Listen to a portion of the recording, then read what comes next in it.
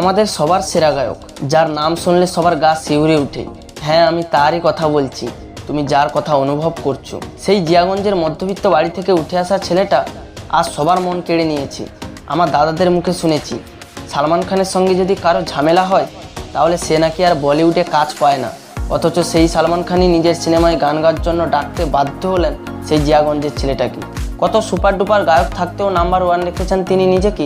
চলুন আজ আমরা এই ভিডিওতে সেটাই জানতে চলেছি। জিয়াগঞ্জের সেই মধ্যবিত্ত বাড়ির ছেলেটাকে আর 10 জনের থেকে যা আলাদা করে তা হলো তার জীবনযাপন। বিভিন্ন শোয়ে যখন কত নামি দামি গায়ক বা অ্যাক্টরকে কত স্টাইলিশ পোশাকে দেখা যায়, সেখানে জিয়াগঞ্জের সেই ছেলেটাকে মধ্যবিত্ত পোশাকে দেখা যায়।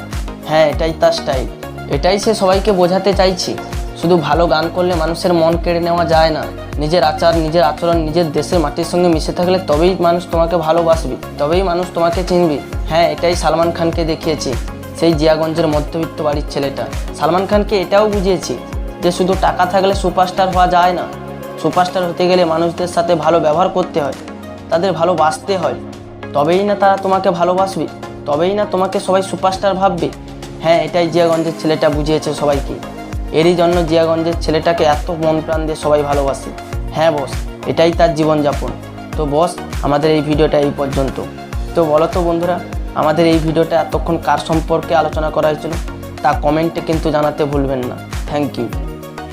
तेरा मेरा रिश्ता है कैसा, एक पल